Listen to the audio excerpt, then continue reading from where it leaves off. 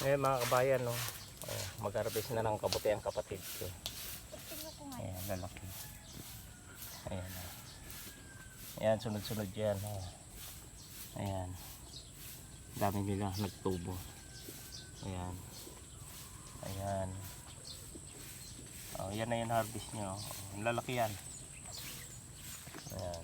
So masipag ka lang dito sa Pilipinas mga kabayan. Talaga naman. Ayan na. Ano ang pag-harvest. Kasi pagka na ano na, mamamatay na siya pagka nagalaw yung ibang kasama. Kaya lalayan mo lang. Ayan o.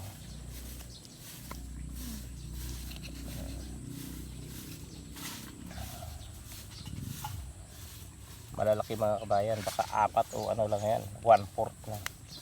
Kapayata.